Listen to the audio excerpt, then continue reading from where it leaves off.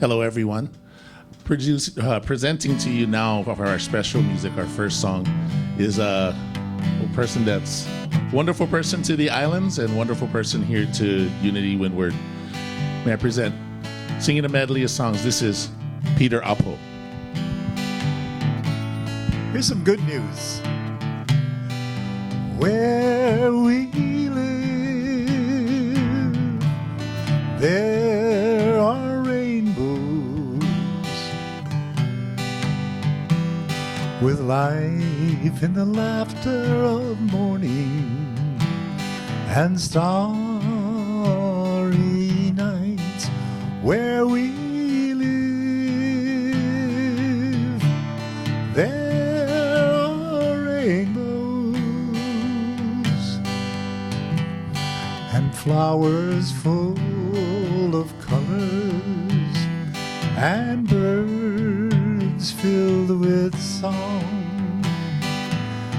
We can smile when it's raining, touch the warmth of the sun. We hear children laughing in this place that we love. Where we live, there are rainbows with life in the laughter of morning and starry nights. Smile though your heart is aching, smile even though it's breaking. When there are clouds in the sky, you'll get by if you smile through your fear and sorrow. Smile and maybe tomorrow you'll see the sun come shining through for you. Light up your face with gladness, hide every trace of sadness. Although there's a tear, maybe ever so near, that's the time you must keep on trying. Smile, what's the use of crying? You'll find that life is still worthwhile if you just smile.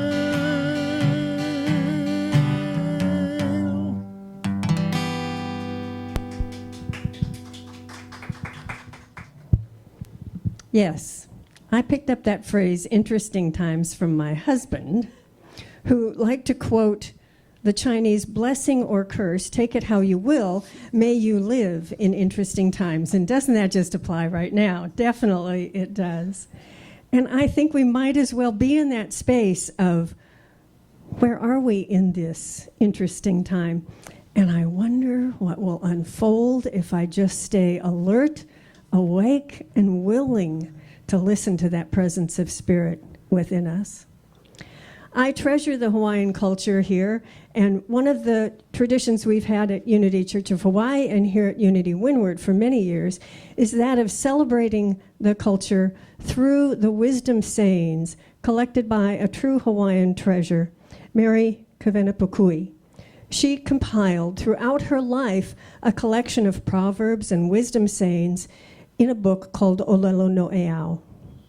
And today I've chosen a particular proverb or wisdom saying, Ho'omoe vaikahi ke ka'o'o.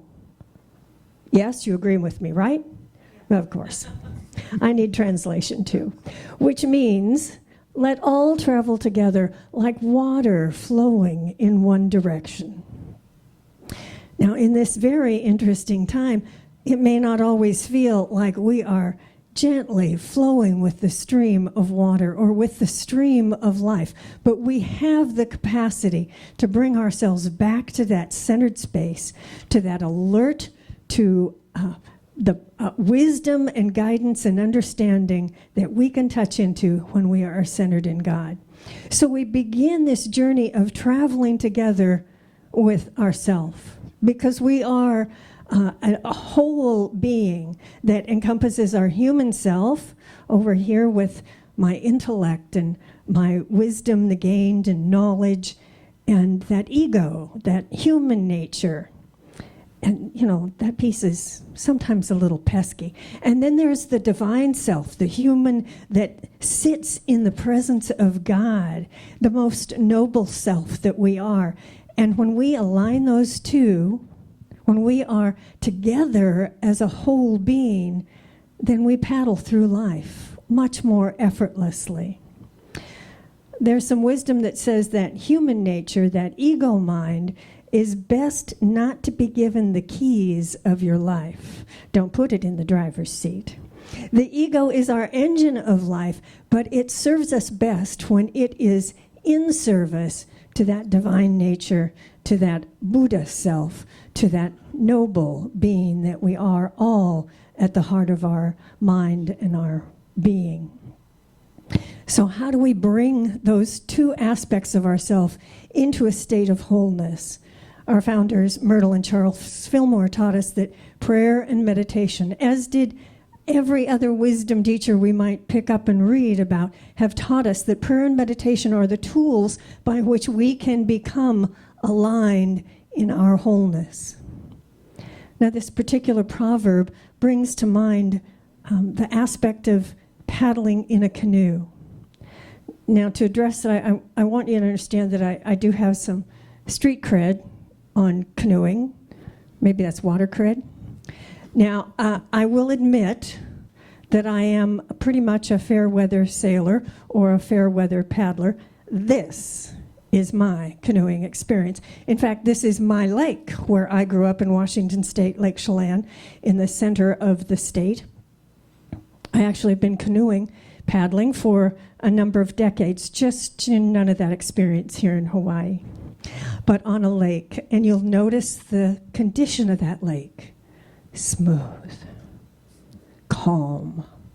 I did not take my canoe out in the waves. No, in the high wind. No, I like this atmosphere for canoeing and paddling. I did, however, when I first moved to Hawaii a number of years ago, have one experience in an outrigger. It looked a little more like this. It was the occasion of a memorial celebration, and a son had returned from the mainland to scatter his father's ashes at the surfing spot where Dad had taught him to surf as a child. And it was a paddle out. You take the canoes out, or maybe people go out on surfboards, and you take the ashes out past the reef and leave your family member in the ocean. And we went out in several canoes, and I was able to ride along. And once we had finished the ceremony, the boat caller said, we have to paddle the canoes now back to where they are stored. And if anybody would like to, paddle along with us, we'll have a little fun. I said, oh, yeah, I know a little about paddling, from like lakes. And he said, oh, you'll do fine. Sure, yeah.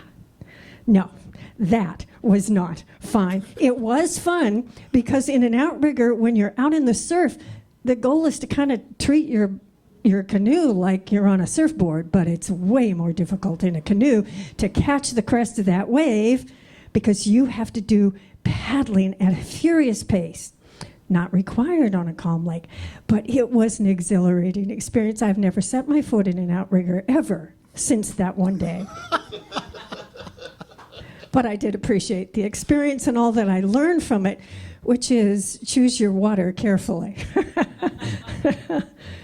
But as we move into this experience of being in some turbulent times, perhaps in these certainly interesting times, how do we find that energy of flowing together with ease and grace as if we are carried by the stream of life, the stream of water as we paddle together. And we are facing these conditions here in this community.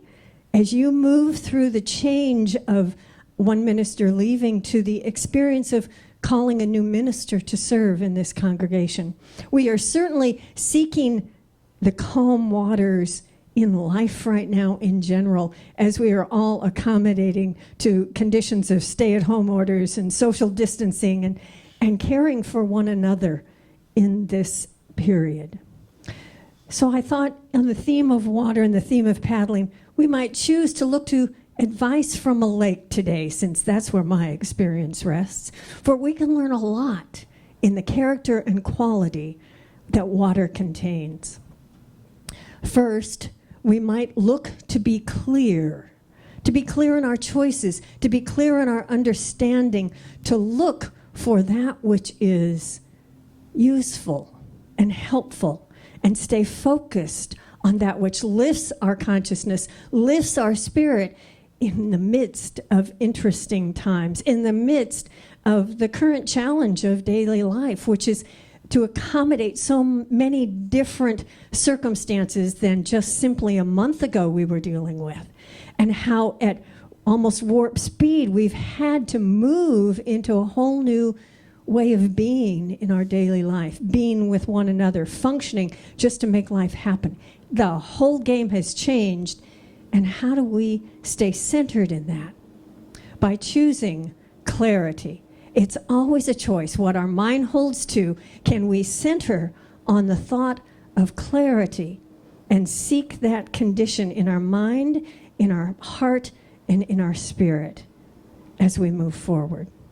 The next quality from water is, it's always good to make positive ripples in the world. And we have a chance right now to live contributing to a positive circumstance in the midst of where we are. In this community itself, as you move through these changes, it can be human and ordinary and normal to feel unsettled. But can we choose to make the ripples that we send out to one another in this community as we seek to grow and change together, can we make them positive? Can we give up the grousing and the complaining and, I wish it was like it was 3 months ago, and can I have Geo back, please? And can it all never change so I'm comfortable? Has anybody got that experience in life? Then if that's your experience, you should be up here speaking, not me, because we all have the turbulence of change in our life, and how we can deal with it makes the difference of how we are centered and can respond to what shows up for us. So if we make positive ripples in our community, with our neighbors, with our family members. A fellow related to me this morning that he's just discovered Zoom, and in the midst of this nobody going anywhere kind of environment we're in right now, that his family sits down for coffee on Sunday morning together on Zoom so that they can enjoy family gathering time still. We may need to be creative, but we can create positive experiences even in the most interesting times when we choose to center in what's good in life, whatever the circumstances are around us.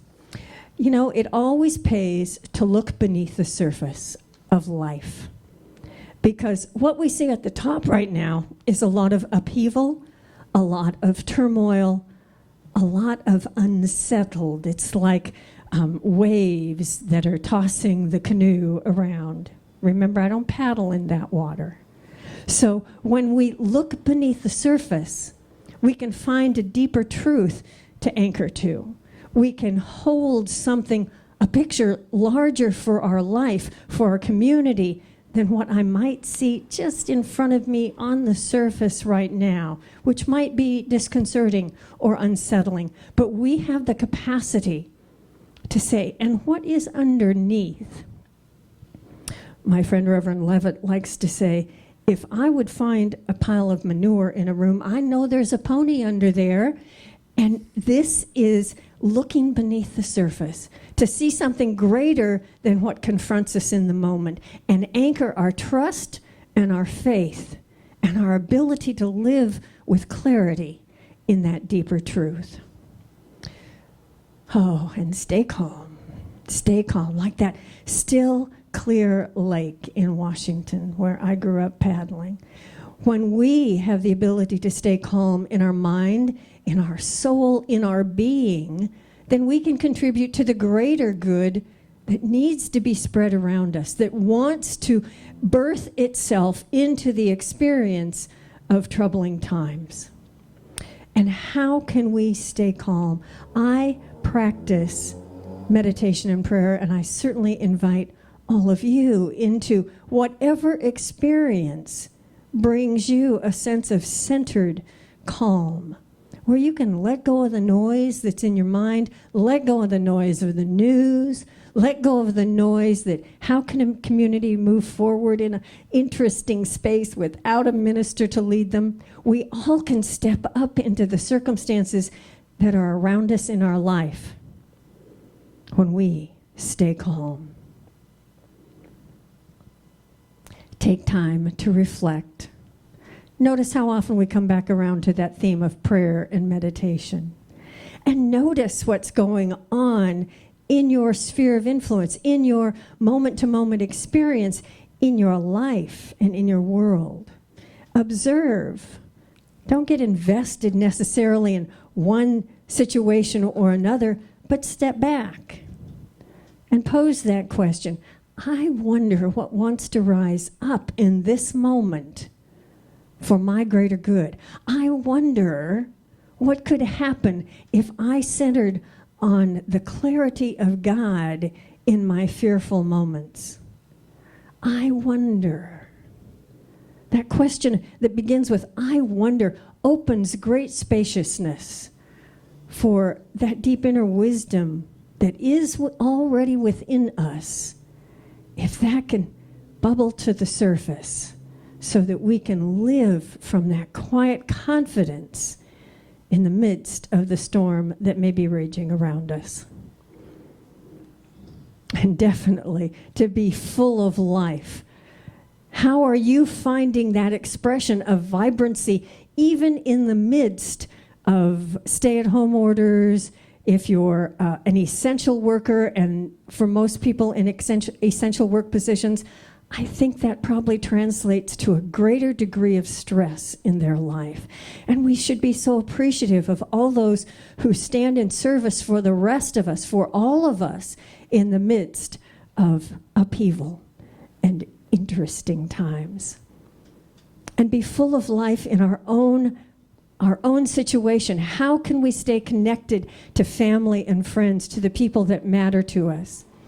One of my friends related that she picked up her phone and accidentally sort of opened her address book, and it came open to a former colleague that she hadn't seen or talked to in several years. And she decided to reach out, and they had a reunion by phone. This individual's in Germany, my colleague's here in Honolulu. And they reconnected after many years. I bet lots of us have those stories, that when it is that space of interesting times, we are called to touch and reach out to and connect with all those we care about. To give them a text and say, just let me know you're alive and well. Checking in on you. Want to know how it's going today. Checking in on one another in the team that you're connected to, whether that's your family or this church community or your work colleagues. My work team is meeting on Zoom every weekday morning at 10 a.m. Staying connected. We're reaching out to our congregation by phone, the whole membership list, a group of us. We are intentionally staying connected, being in that flow of life, so that when we do get to go outside again and fully paddle down the stream, we will still be in that relationship of community, of family, of our friends. In this activity of paddling through life together, there's a great scriptural piece of advice that says, be of one accord. When you face a challenge, be of one accord, because there is power in that sense of community, power of this ability to stay connected and to work together through the challenges, through the joys, through all of the experience of it. In Philippians, Paul wrote, "So I'm asking you, my friends, that you be joined together in perfect unity with one heart, one passion, united in love. Walk together with one harmonious purpose, and you will fill my heart with unbounded joy." For each of us, that ability to be connected is the source of great joy, of support, of nurturing. The word, this phrase, to be of one accord, comes from Greek language that is translated to rush along in unison. And somehow that makes me think about choral music, or just music in general, that all the notes in the chord come together to create harmony, or multiple voices can sing together in great harmony. And the beauty of that, being able to rush along together in one purpose, in unison, leads us to the still water experience in life, the satisfaction of paddling together through life. One of our Unity writers, Reverend Eric Butterworth, discovered in his studies this principle of unitivity that says, and I think this is a foundational experience that we seek in our spiritual understanding, wherever spirit is at all, the whole of spirit must be. Wherever God, or whatever name you call it, the God of your understanding, source, spirit, all that is, wherever that exists, all of it exists. Because spirit is omnipresent, everywhere present, the whole of spirit must be present in its entirety at every point in space at the same time. This point in space, tiny little speck in the universe. The whole of God exists in that space, and that point, and that point, and that point, and the same point in each one of us. Wherever God is, all of God is present. Sue, I thought you were going to steal my message today as you began. It was so perfectly timed that you had the same thought in your opening prayer. Wherever we are, all of God is also present. Now, my husband was a physicist, and he called this everywhere present at any point at the same time non-local physics term. Okay, Deepak Chopra probably wrote about it a lot, but I'd rather quote my husband than Deepak, because the husband is also non-local, meaning he's left the body and he's dancing out there in the cosmos. And I think when I quote him that he gives me a little sly wink from the cosmos. So I'd rather quote him than even Deepak Chopra. But this is key, that we understand that all of God is in us at every moment, and we are always in God. And if we could live in the truth of that claim, in the actuality of that, then these would not only be interesting times, they would be joyous times. We would be peace-filled in the midst of whatever is going on if we held in trust in our heart and in our mind that this, all of this, is the point in time where all at the same moment God is present. Oh, that is a game-changing spiritual thought. The principle of unitivity. God is and I am always, always. There is nothing my holiness cannot do. It's a lesson from the Course in Miracles that I think embraces this idea of unitivity, that wherever God exists, it exists at every moment, all the time, fully and completely, and that means within me. I am the holiness that is God. I invite you to touch your heart with me, if you will. if you choose to deepen your understanding of the holiness that you are, that is God, that is the infinite intelligence and wisdom of the universe, resident in you in every moment. So there is no challenge that we are not able to step up to. My colleague, Reverend Denise, says she's never led a church through a pandemic and she hasn't a clue how, but God does. And we all have access to finding our way through the unknown through this presence that is alive within us. Now, I wonder if you'd like to practice clothing yourself in that idea a little more fully. So I'm going to give us some exercises to try this idea on for size today. I'm going to invite you to speak this with me. I'm going to say my name, and I invite you to fill in your name in the blank of this affirmation. Now, you're welcome to use my name, but I'd appreciate the blessing. But I really invite you to choose to step into these truths more fully, more wholly for yourself. So will you join me? I am the light and love of God expressing as Margie Hyatt. Together, I am the light and love of God expressing as Margie Hyatt. Let's expand that further. I am the presence and power of God expressing as Margie Hyatt. Together, I am the presence and power of God expressing as Margie Hyatt. And in this interesting time, here's an applicable embracing of this idea. I am the health and wholeness of God expressing as Margie Hyatt. Some of us have had recent experiences that we choose to stand completely and fully in this statement, and I invite it for all of us on this particular day. Together, I am the health and wholeness of God expressing as Margie Hyatt. Now, here's the clincher. Can you embrace this idea fully and completely that God is where you are, that the wholeness of God exists in you in every moment, always, every moment, all at once, ever present? If you can step into that, speak this with me. I am God expressing as Margie Hyatt. Try that on with me together. I am God expressing as Margie Hyatt. Yeah. There is nothing my holiness cannot do.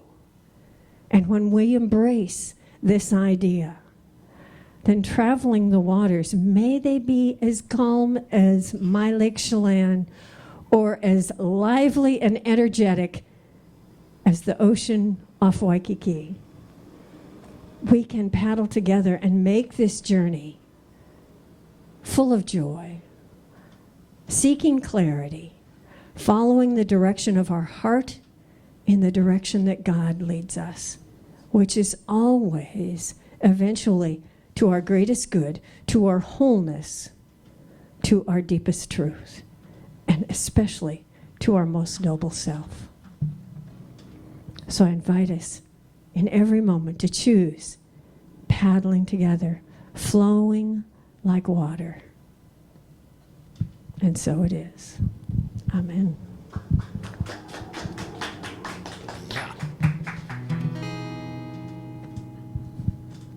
Thank you, Margie. And once again, if you would, we present to you a song called Let's Get Together. This is Peter Apo. I want to thank you, Reverend, for that great paddling together. So this song is about paddling together, but it does it by calling people to the one thing that is going to get us through the pandemic, which is love. Love, love, love.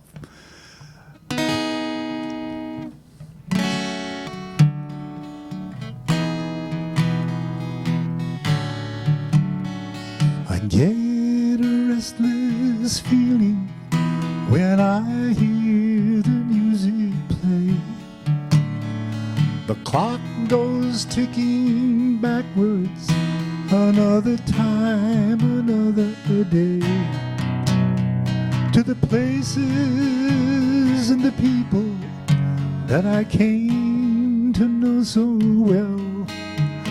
and the songs they played on the radio had me in a spell.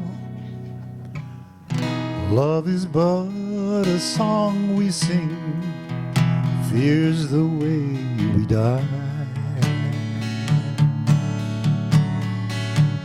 You can make the mountains ring or the angels cry, though the dove is on the wing, we may not know why.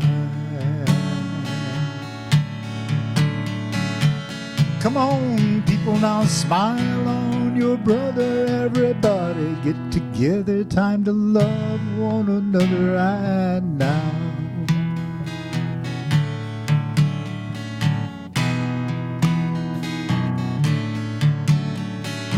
Some may come and some may go. We will surely pass. When the one who left us here returns for us at last, we are but a moment's sunlight fading on the grass. Sing with me now. Come on, people, now smile on your brother. Everybody get together and love one another right now.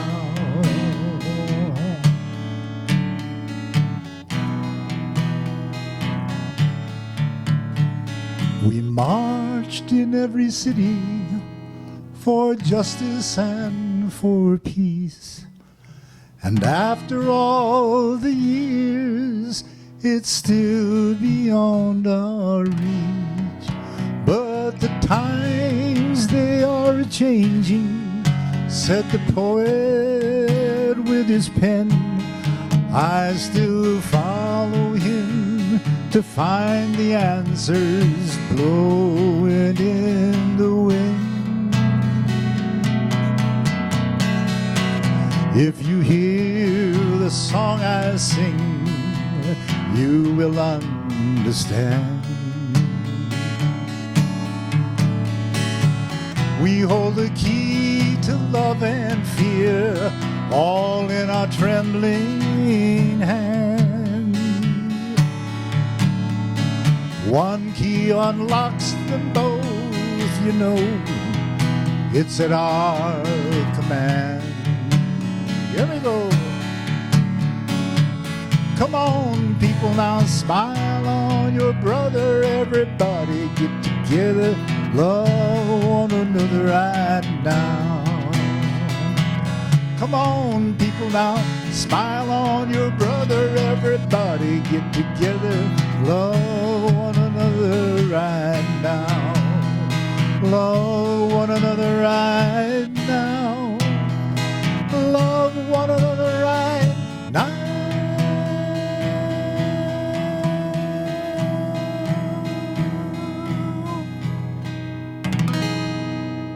We are so blessed to be here together again, and we will continue to paddle together as long as this river is flowing. And we'll look for things for which to be grateful along the way, remembering that everything the Father has, we have too, and our infinite supply is within. There's nothing to worry about. We will not engage in fear because we have each other. And let that be our prayer. Let us go home with God, in God, paddling together, trusting that all is well. Could you please repeat this final prayer with me, the prayer for protection? The light of God surrounds us. I am the light of God. The love of God enfolds us. I am the love of God. The power of God protects us. I am the power of God. The presence of God watches over us. I am the presence of God. And wherever we are, God is, and all is well.